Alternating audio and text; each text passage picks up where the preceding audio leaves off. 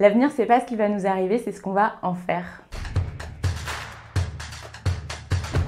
Bonjour, je m'appelle Claire Pétrou ou Claire Leclerc sur les réseaux sociaux. J'ai 28 ans, je suis originaire de Segré dans le Maine-et-Loire et j'ai créé le média digital Les Pépites Vertes. Les Pépites Vertes, c'est un média qui a pour mission de motiver les jeunes à travailler dans la transition écologique. On va mettre en lumière plein de profils dans toute la France, plein de parcours différents, de métiers, de jeunes qui ont décidé du coup d'aller dans des structures qui accélèrent la transition écologique sur le sujet du climat, de la biodiversité ou des ressources par exemple. Et nos contenus, on peut les retrouver sur nos réseaux sociaux ou sur notre site internet.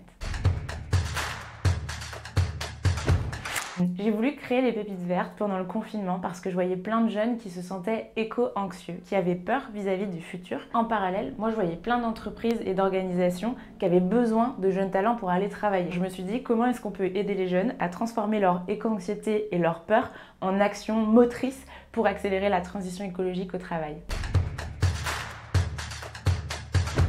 Alors oui, à 100% engagée. Je suis clairement féministe, je comprends pas trop comment on peut ne pas l'être. Vouloir l'égalité des genres sur l'ensemble des sujets aujourd'hui, c'est indispensable. Ça fait partie de la justice sociale pour laquelle on doit se battre. Et je connais plein d'hommes qui sont féministes aussi. Je pense que la cause, elle doit rallier parce que c'est un sujet de société, c'est un sujet de sécurité qui concerne tout le monde, les femmes et les hommes.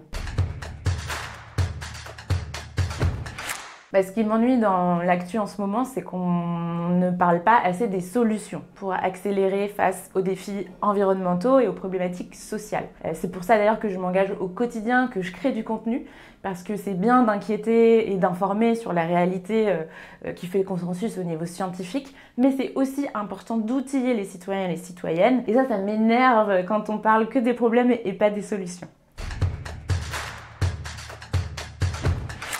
À vrai dire, c'est plus un projet collectif qu'un projet personnel. C'est une chance que j'ai de pouvoir aller à la rencontre de ceux qui font.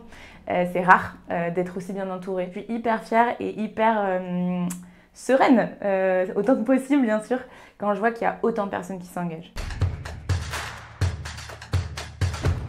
Je pense qu'il ne faut rien s'interdire effectivement, avoir des rêves grands, avoir le culot d'oser. Et plus que tout, c'est apprendre à déconstruire les croyances qu'on a construit vraiment à l'intérieur de nous. La plupart des freins, en fait, ils sont dans notre tête et dans ce qu'on pense.